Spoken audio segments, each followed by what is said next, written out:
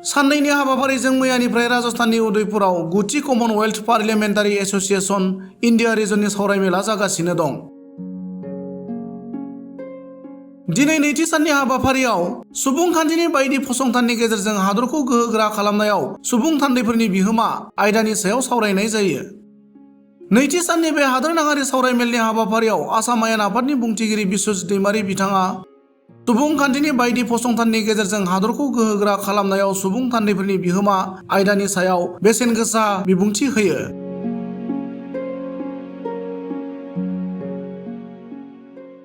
आदरणीय हमारे लोकसभा के अध्यक्ष श्री ओम बिरला जी, आदरणीय राजस्थान की विधानसभा के अध्यक्ष जोशी जी, सीपीए के चेयरमैन इंडिया जी और सेक्रेटरी जनरल स्टीफन जी, विभिन्न राज्यों से यहाँ उपस्थित विधानसभा के अध्यक्ष, विधान परिषद के सभापतिगण, उपाध्यक्ष और उप सभापतिगण, संसद और विधायकगण और अधिकारीगण, सबसे पहले मैं धन्यवाद ज्ञापन करता हूँ राजस्थान की विधानसभा के अध्यक्ष जोशी जी को कि हमारे सीपीए की जो नोवे ये अधिवेशन है यहाँ इतनी अच्छी तरह से होस्ट किया है। सारे लोग यहाँ पर आपको खुशी है, इतना अच्छा वातावरण है हर तरफ, लेकिन समय थोड़ा कम है इसलिए देख नहीं पाए, थोड़ा अफसोस है सबको भी। और जो भी यहाँ पर व्यवस्था की है, समय होता तो बहुत एंजॉय कर सकता। राजस्थान और असम के बीच में हमारा ऐसा ही एक संबंध है और अभी तो प्रेजेंट संबंध है हमारे गवर्नर साहब यही से है, कतारिया साहब असम के गवर्नर है, असम के चीफ जस्टिस भी राजस्थान से मेहता जी, और खाटू श्याम जो मंदिर मनोकामना पूरा करने में बहुत ही प्रसिद्ध है, एक खाटू श्याम जो बारबारी है, उनकी माता मौरू भी आसाम से है, गुवाहाटी से है, मुरा की बेटी श्री मुरा को श्री कृष्ण जी ने वध करके मुरारी उपाधि मिला था, तो एक प्रकार आसाम के पोता है, तो यहाँ पुरुषों से ही एक संपर्क है। तो मैं सौभाग्य मानता हूँ आज यहाँ इस अधिवेशन में आके सभी को मिलने का मौका मिला। माननीय सदन, जिस विषय को हम लोग बात कर रहे हैं बहुत ही महत्वपूर्ण है और यही हमारे भविष्य को तय करेंगे, हमारे देश का भविष्य को तय करेंगे। जनप्रतिनिधि ही हमारे देश का सबसे इंपॉर्टेंट लोग होते हैं और जिनके द्वारा ही हमारे देश को आगे बढ़ाने के लिए जो भी चिंता करना है, जो भी सिद्धांत लेना है, जो भी विचार करना है, इनका जिम्मेदारी दिया जाता है, इनका ही सिर्फ अधिकार है। हमारे देश में राष्ट्रपति हो, प्रधानमंत्री हो, मंत्री हो, मुख्यमंत्री हो, सभी को हम इच्छा होकर बना नहीं सकता। कोई भी अपनी मर्जी से अपना सारे विषयों को ज्ञान होने से भी इस पद पर बैठ नहीं सकता है। हमारी जो गणतांत्रिक व्यवस्था है, इस व्यवस्था के जोड़िए हमारे जो नागरिक है, इन नागरिकों के जोड़िए प्रतिनिधि के हिसाब से सुन जाने के बाद ही इस पद पर बैठ सकता है, इस जिम्मेदारी को ले सकता है। पहले सांसद होकर आना पड़ेगा, सारे सांसद मिलकर नेता सुनेगा और वही नेता प्रधानमंत्री बनेगा, वो प्रधानमंत्री सुने हुए सांसदों को लेके ही मंत्रिसभा बनाना है और उसी मंत्रिसभा में लेके ही विचार विमर्श करना है कि हम देश के लिए क्या करना है। तो कितना जिम्मेदारी होता है और कितना निर्भरशील होता है एक जनप्रतिनिधि के ऊपर एक देश, एक राज्य। तो अगर हम देश को आगे बढ़ने में, देश को संवेदनशील बनाने में हमारे विधायकों का भूमिका क्या होना चाहिए और कैसे किया जाता है, विभिन्न जो हमारी संस्थाओं हैं गणतंत्र, जैसे लोकसभा, राज्यसभा एक संस्था है, हमारी ग्राम पंचायत एक संस्था है, म्यूनिसिपलिटी बोर्ड वगैरह भी एक संस्था है, जिनमें प्रतिनिधियों सुने जाता है और सुने हुए प्रतिनिधियों का ही तय करना है कि हमको किस तरह का परिकल्पना लेके, परिकल्पना के आधार पर हमें स्कीम तैयार करना है, असली तैयार करना है और इसको किस तरह से हम इम्प्लीमेंट करेंगे और ये सही हो गया तो देश को आगे बढ़कर ले जाने में हम लोग सफलता मिल गया। तो इसीलिए एक संसद या विधानसभा में सबसे ज्यादा जरूरी है कि किसी भी विषय पर जो भी बातें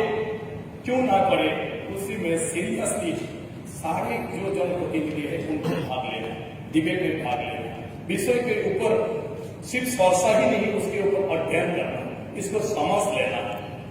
तो इसमें हम जनप्रति, हम और दूसरों को भी कैसे हमें इसको अनुभव करा सकते हैं कि मैं आज जनप्रतिनिधि बन गया हूं तो मुझे देश के बारे में जानना है, संविधान के बारे में जानना है, विभिन्न कानून,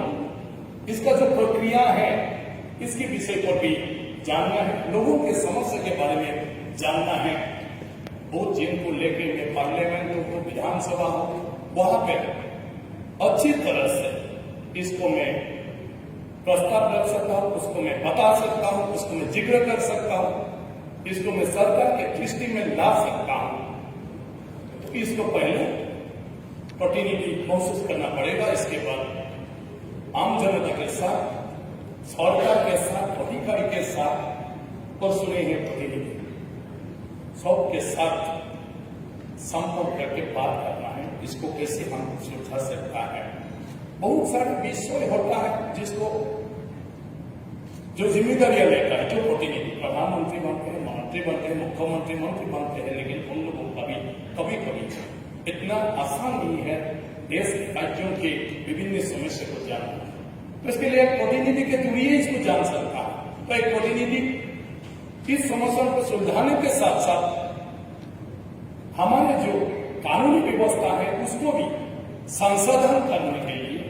और कोई अगर नया जरूरतें पड़ रहा है उसको भी लागू करने के लिए एक प्रस्ताव दे सकता है, एक परामर्श दे सकता है। और जिसके बारे में सुनने के बाद एक मुख्यमंत्री, प्रधानमंत्री, कोई मंत्री इसको विचार कर सकता है कि वो जो बात यहाँ पर कहा गया है इसको हम कैसे ठीक कर सके। तो इसलिए ये सभी जरूरी है। हम बहुत ही मौका है हमारे जो लोकसभा या विधानसभा में जो rule, procedure and conduct of business होता है, इसके जरिए हमारा विभिन्न मौका है जो में हम किसी भी विषय को ला सकता है। शॉर्ट नोटिस क्वेश्चन में भी हम ला सकते हैं, शॉर्ट ड्यूरेशन डिस्कशन में हम ला सकते हैं, हाफ एन आवर डिस्कशन है उसमें भी हम ला सकता है। बहुत सारे मौका है